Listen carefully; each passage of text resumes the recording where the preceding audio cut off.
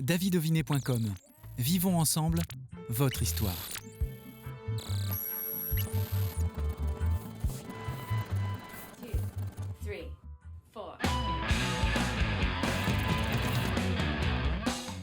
Backstage est de retour, bienvenue à toutes et tous. Nous sommes toujours très heureux de vous faire découvrir des talents dans des styles différents et aujourd'hui nous allons parler rap. Il est lyonnais, il a 19 ans, déjà beaucoup d'articles le concernant. Son nouveau clip Changer cumule plus de 16 000 vues en quelques jours. Il vient de sortir une réédition de son premier EP Point Zéro. Eliasser est notre invité. Salut l'artiste.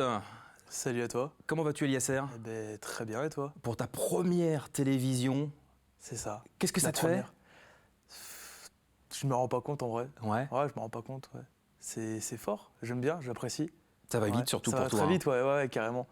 Ça va très très vite. Ouais. Et en même temps, tu as quand même commencé la batterie à l'âge de 9 ans. Pourquoi cet Tout à instrument ? fait. Parce que j'avais besoin d'un instrument qui percute, tu vois, qui groove, qui est entraînant, tu vois. Et je me suis dit, ouais, la batterie directement, c'était le plus juste, le plus droit, tu vois. Ouais. C'était ça. Et pourtant, papa, prof de piano. Ouais, il a essayé de m'initier au piano assez jeune, tu vois. Assez jeune, ouais. Et j'ai pas accroché, en fait. J'ai dit, ouais, papa, j'ai besoin d'un instrument, tu vois, qui envoie, qui tabasse, tu vois. Ouais. Et il m'a emmené, du coup, au magasin de musique chez Michno à Nantes, précisément, tu vois.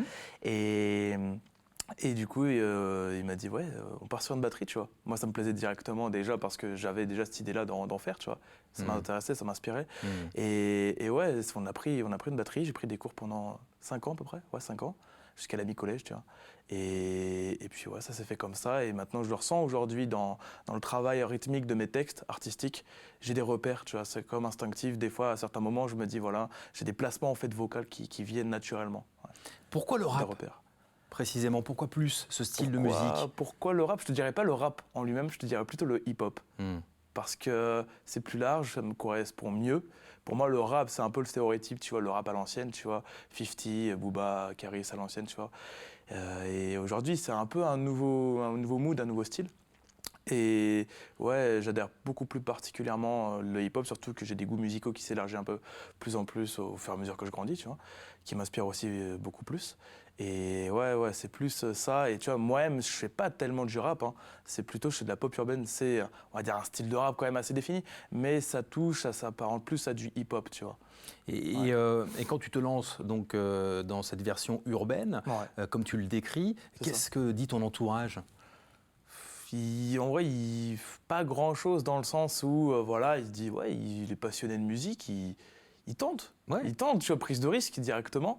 Et en fait, c'est que là maintenant que, tu vois, je commence à me dire, ah ouais, il y a une vraie tournure derrière ça. Tu vois, au début, j'étais pas du tout en mode, j'avais pas la vision un peu d'une sorte de carrière éventuelle ou tu sais, des médias tout simplement. C'était vraiment, j'étais là tranquillement dans ma chambre et je faisais mes sons.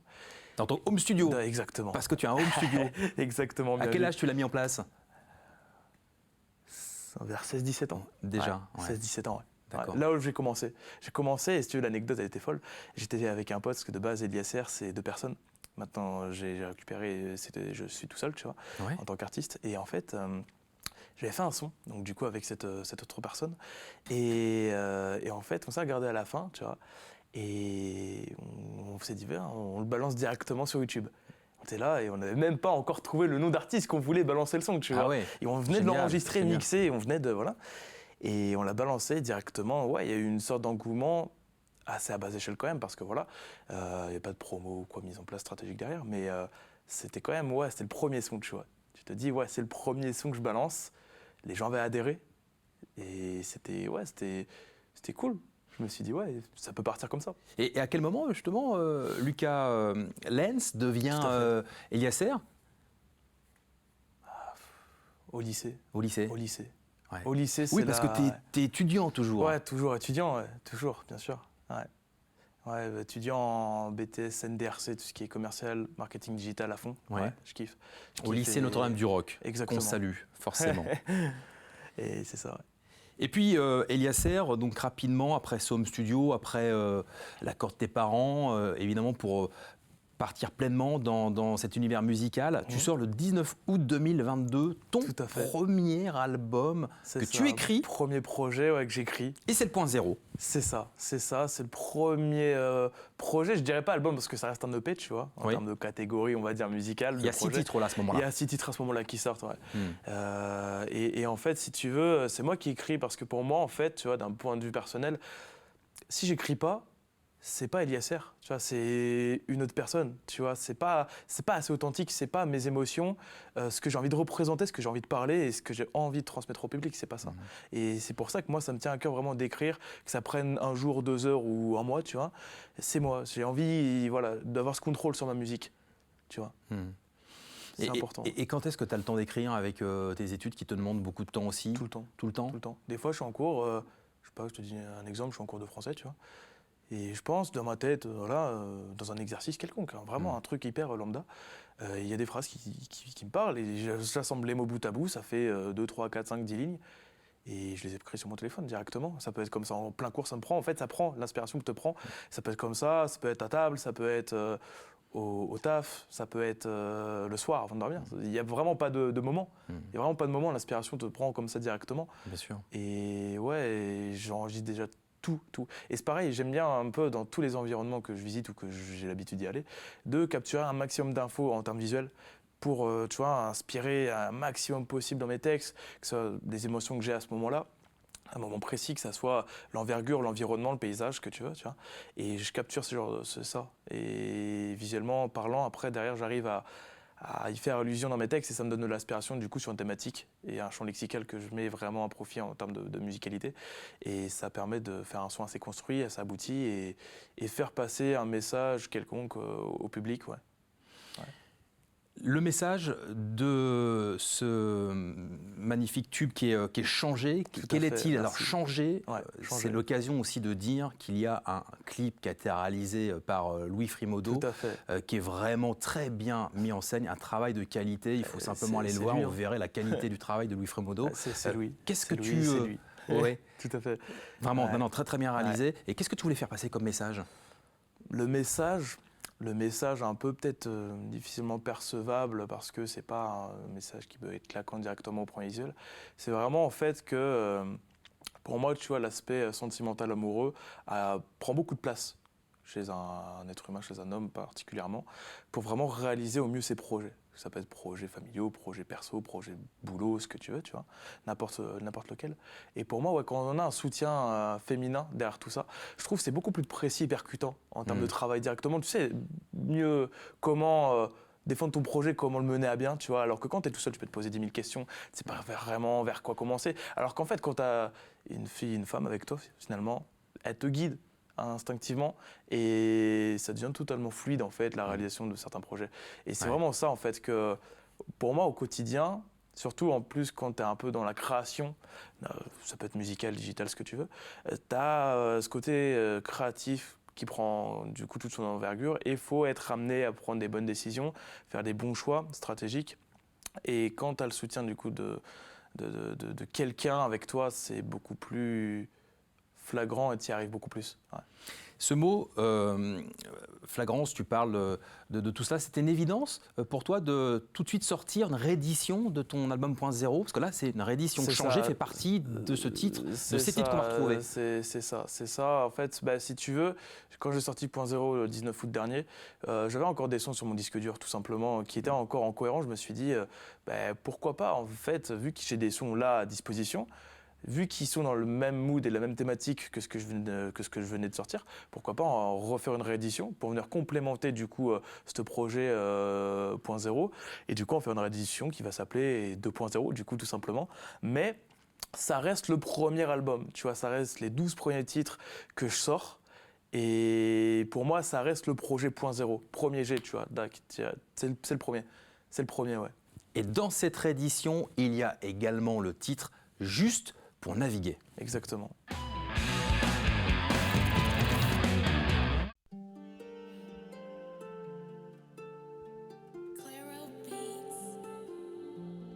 Deux ans déjà que ça a commencé.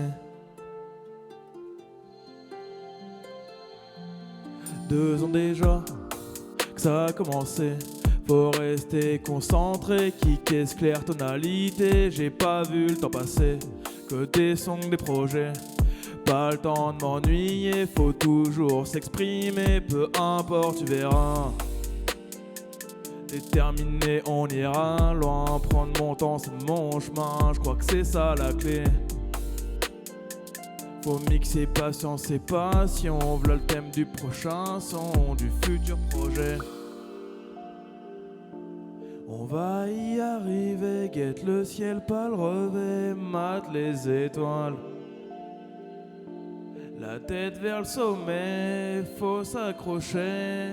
Je vais pas changer, oh non, on va pas changer.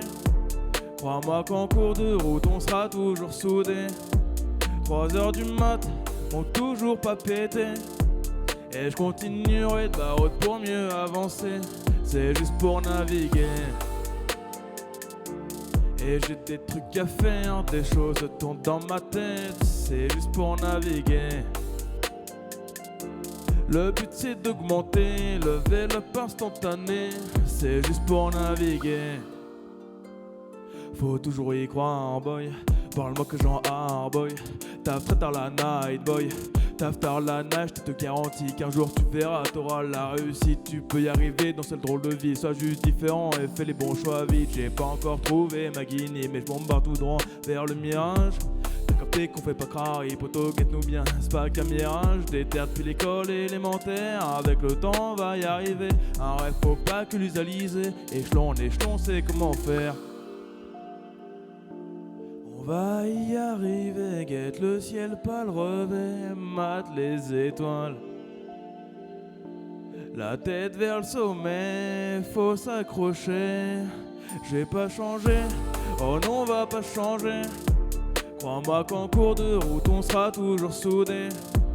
3h du mat, on toujours pas pété. Et je continuerai de baroud pour mieux avancer. C'est juste pour naviguer. Et j'ai des trucs à faire, des choses tournent dans ma tête. C'est juste pour naviguer. Le but c'est d'augmenter, lever le pas instantané. C'est juste pour naviguer.